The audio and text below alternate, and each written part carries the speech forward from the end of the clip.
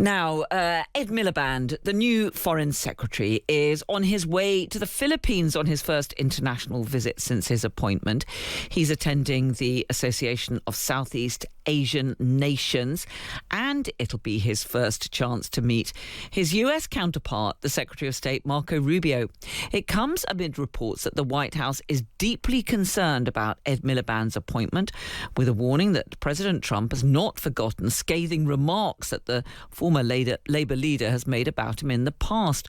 Well, last night on the programme, I spoke to Michael Martins, who was political and economic specialist at the US Embassy in the UK during President Trump's first term.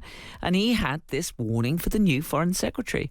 If I'm in the White House in D.C. and I'm trying to think of how do I exert pressure to get what I want on this, I could see him doing a bilateral Oval Office press conference, as it were, similar to what he did with Zelensky, to press this point, to bring this up. And then the question becomes, how does Miliband play it? And my question in that is, how flexible will Miliband be able to be? Even if he is foreign secretary, that doesn't necessarily mean anything in terms of what the president will want to say to or about him, whether that be directly or via Secretary Rubio. So in practical terms, I think Miliband is going to probably have to be a bit flexible, accept cabinet responsibility for what it is, and either defend his record or try to move the debate on to something else. The problem with that, I think, is that, I don't necessarily think Miliband and the White House will have a very similar view on the Israel-Palestine conflict, for example, if we know Miliband's previous track record on it. So I think there's going to be a lot of sources of friction on the U.S. brief for Miliband. Well, let's talk to Lee Cohen, former advisor on Great Britain to the US House of Representatives Foreign Affairs Committee. Good evening to you, Lee. Good evening, Carole. It's always a pleasure to be with you. Thanks for having me. Well, thanks for joining us. What do you make of these reports that the White House is pretty unhappy at Ed Miliband's appointment? Well, before we get to Ed Miliband, I'll just say that the reshuffle was swift and decisive. The cabinet reshuffle, removing 11 ministers from the previous team, shows Burnham is determined to stamp his own authority. And to be positive, on the positive side, John Healey's appointment as chancellor is one of the more reassuring moves from an American perspective, given his record on defense spending. Also, I think Shabana Mahmood remaining at the Home Office provides continuity on security and immigration reform. And then we turn to Miliband at the Foreign Office. What are they thinking? Clearly, Andy Burnham was motivated to be in the good graces of Trump, let's say, prioritizing his first call to world leaders being Trump. And I believe they had a very cordial conversation. And he said some things that were probably music to Trump's ears about beefing up defense spending and potentially the Northern Pipeline.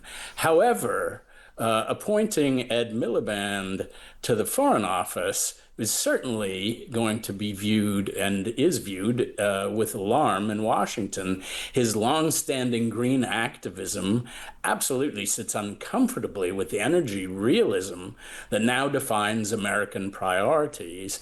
And, his longstanding, message of multiculturalism shows, he really comes from a different place than Trump's world. And that's fine, except that if, this relationship is in desperate need of a reset. And having said that, appointing someone with Miliband's sort of history and narrative to the post really is kind of quizzical. Yeah, I mean, back in 2016, Ed Miliband called Trump a racist, misogynist, self-confessed groper. Do you think that it's comments like that that are going to upset President Trump and his team, or is it more what he stands for in terms of, in particular, his environmental policies? I'm certain that it's really what he stands for. Trump, those kinds of comments are unhelpful and won't be forgotten. But just about everyone in Keir Starmer's cabinet had taken similar swipes at Trump. And, while that was a sort of a catastrophic relationship, it wasn't those remarks that got in the way. It was more the feeling that the United States was completely let down by Britain, who Trump has very high expectations for Britain. Trump is very Anglophilic, and he's very proud of his own British heritage, and he really puts the United Kingdom on a pedestal globally. And so to be let down, on so many points, and chiefly in the Iran conflict by Keir Starmer, I think was very difficult for Trump to swallow. So, I mean, at the weekend, we saw President Trump seizing on some suggestions that Andy Burnham's government is set to allow some additional drilling in the North Sea. And President Trump, as I was mentioning earlier, got a bit perhaps carried away, talked about how people were going to be dancing on the streets of Aberdeen at the eye prospect of drill, baby, drill, which I don't think was ever quite a realistic prospect. But do you think that he will see Ed Miliband as a symbol of the kinds of policies on energy that he's long railed against? Well, Ed Miliband is sort of the poster child of what Trump considers to be a lunatic energy policy that really, the net zero has totally let Britain down. And Trump has stated that in no uncertain terms. And Ed Miliband is the one who is so strongly associated with the net zero policy. I think it's impossible to ignore. I have to say, several of our listeners are getting in touch, saying, David says, I really don't give a flying toss, he puts it, what America thinks of Ed Miliband's appointment. I'm not a fan of his, but America can butt out, nothing to do with them. And Marcus makes the similar point. Why on earth should the UK pay any attention to the Trump administration, which, as he puts it, has shafted the country with tariffs and disloyal behaviour. Let's keep the US out of our politics. I mean, to be fair, it's not really up to President Trump who Andy Burnham appoints, is it? No, not at all. And that is certainly true, of course. However, as foreign minister, the engagement between the two countries is key. And, Miliband being at the top of the pile in that foreign relationship, I think really says something. It either says that Burnham really hasn't thought this through terribly well, or, he doesn't care. And it's quizzical to me because on the one hand, Burnham really was focused on having, making a good first impression in that first call. So it's really difficult to comprehend.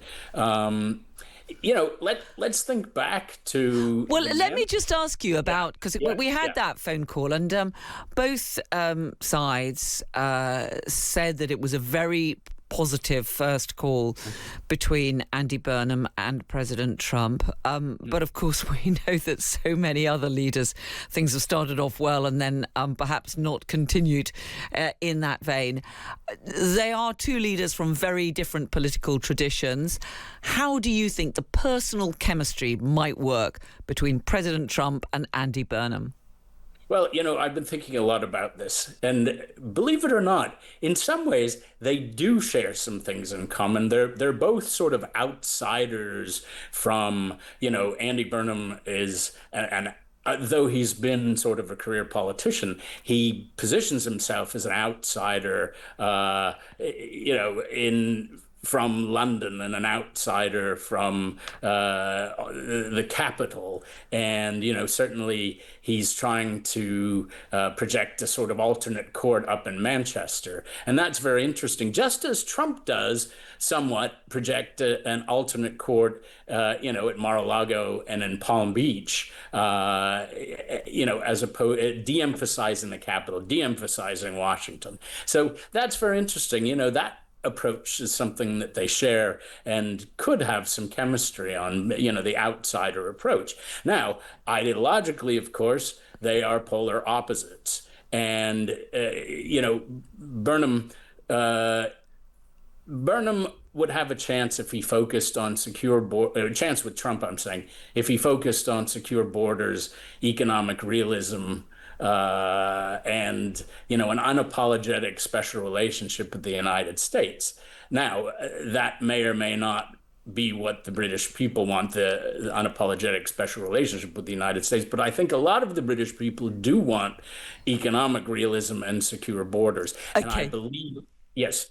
I'm sorry, you go. We're going to have to leave it there because we're out of time. But Lee Cohen, former advisor on Great Britain to the US House of Representatives Foreign Affairs Committee. It's been great to speak to you. Thank you very much indeed.